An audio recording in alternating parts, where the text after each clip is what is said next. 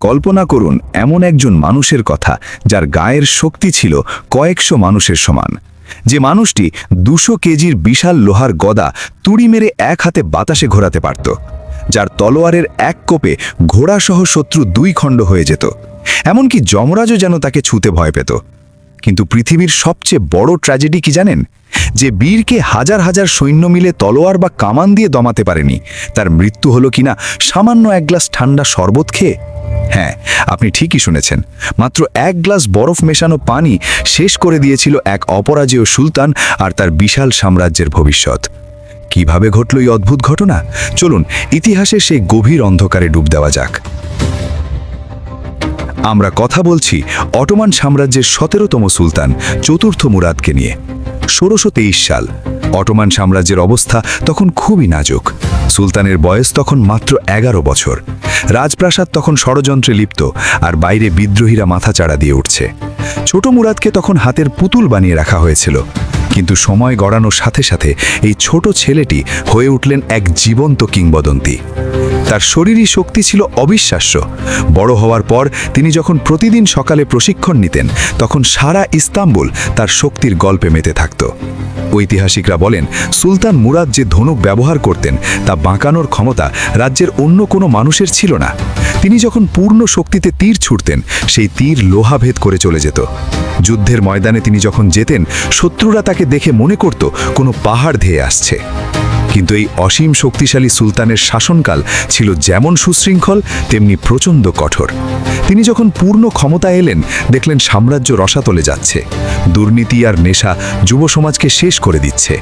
তখন মুরাদ এক নজিরবিহীন সিদ্ধান্ত নিলেন। তিনি ঘোষণা করলেন তিনি লোহা আর রক্ত দিয়ে শাসন করবেন।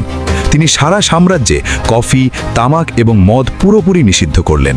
তখনকার দিনে কফি হাউসগুলো ছিল ষড়যন্ত্রের আড্ডাখানা, তাই তিনি সব কফি হাউস গুড়িয়ে দিলেন। তার আদেশ ছিল চূড়ান্ত, আইন অমান্যকারীর একমাত্র শাস্তি হবে মৃত্যু।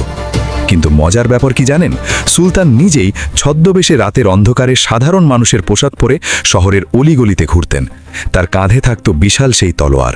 যদি কাউকে লুকিয়ে তামাক বা কফি খেতে দেখতেন, তবে পরক্ষণেই নিজ হাতে তার বিচার করতেন।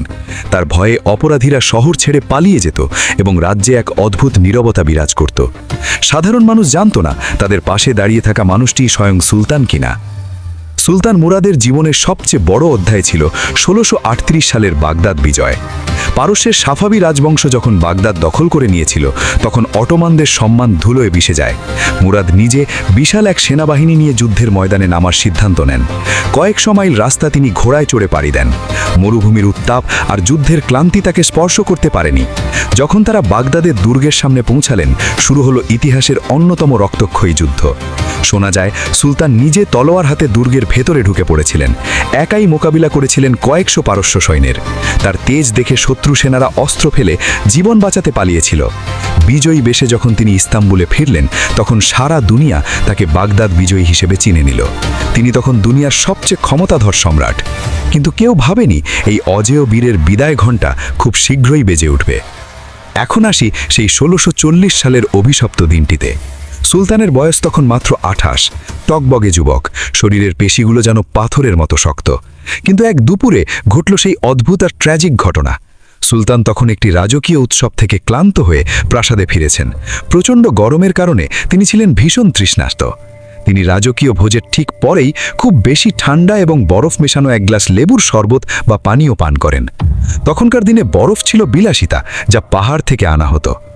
আজকের যুগে এটি সামান্য মনে হলেও তখনকার চিকিৎসা বিজ্ঞান অনুযায়ী অতিরিক্ত ঠান্ডা পানীয় হুট করে শরীরের অভ্যন্তরীণ তাপমাত্রায় বিশাল আঘাত হানে। বিশেষ করে সুলতান দীর্ঘদিনের যুদ্ধের ক্লান্তি আর রক্তচাপের সমস্যায় ভুগছিলেন। সেই এক গ্লাস শরবত খাওয়ার পরপরই সুলতান মুরাদ প্রচণ্ড কাঁপুনি দিয়ে জ্বরে আক্রান্ত হন। যে মানুষটি কয়েকশো কেজি ওজন অনায়াসে তুলতেন, তিনি মাত্র কয়েক ঘন্টার মধ্যে বিছানায় ধপাস করে পড়ে যান। তার সারা শরীর ফুলে ওঠে, শ্বাস নিতে কষ্ট হতে থাকে এবং কথা বলার শক্তি হারিয়ে ফেলেন। রাজকীয় চিকিৎসকরা দিনরাত চেষ্টা করেছিলেন তাকে বাঁচাতে। তারা বড় বড় হেকিম ডেকে আনলেন, কিন্তু কোনো ওষুধই এই মহাবীরের শরীরে কাজ করছিল না। 15 দিন যন্ত্রণার সাথে লড়াই করার পর 1640 সালের 8ই ফেব্রুয়ারি এই অপরাজেয় সম্রাট মাত্র 28 বছর বয়সে শেষ নিঃশ্বাস ত্যাগ করেন। যে মানুষটির সামনে পুরো পৃথিবী কাঁপত, তার নিথর দেহ পড়েছিল রাজকীয় বিছানায়। সারা দুনিয়া সেদিন স্তব্ধ হয়ে গেছিল, কারণ যে বীরকে রোমান, পারস্য বা কোনো ইউরোপীয় সেনাবাহিনী যুদ্ধে হারাতে পারেনি, তাকে হারিয়ে দিল সামান্য এক গ্লাস ঠান্ডা পানি। তার মৃত্যুতে একটি স্বর্ণযুগের অবসান ঘটে। ইতিহাসে তিনি আজও অম্লীন হয়ে আছেন, তার অমানসিক শক্তি আর অদ্ভুত সেই করুণ মৃত্যুর কারণে। ইতিহাসের এই অধ্যায় আমাদের শিক্ষা দেয়, মানুষ যতই শক্তিশালী হোক না কেন, প্রকৃতির ক্ষুদ্রতম ইশারায় সবকিছু তছনছ হয়ে যেতে পারে। সুলতান মুরাদ মারা গেলেও তার বীরত্বের কাহিনী আজও অনুপ্রেরণা যোগায়। আপনি যদি সেই তলোয়ার বা গদাটি আজ মিউজিয়ামে দেখেন, তাহলে আপনার গায়ে লোম খাড়া হয়ে যাবে, এটা ভেবে যে এগুলো একজন মানুষ কিভাবে ব্যবহার করত। ইতিহাসের এই রহস্যময় এবং অদ্ভুত ঘটনাটি আপনার কেমন লেগেছে? সুলতান মুরাদের এই কাহিনী কি আপনি আগে কখনো শুনেছেন? কমেন্টে অবশ্যই আপনার মতামত জানান। তথ্যগুলো ভালো লাগলে ভিডিওতে একটি লাইক দিন এবং আমাদের চ্যানেলের সদস্য হতে এখনই সাবস্ক্রাইব করে বেল আইকনটি অন করে দিন। এই ভিডিওটি বন্ধুদের সাথে শেয়ার করতে ভুলবেন না। দেখা হবে পরের কোনো এক রোমাঞ্চকর অজানা ইতিহাসে। ভালো থাকবেন, ধন্যবাদ।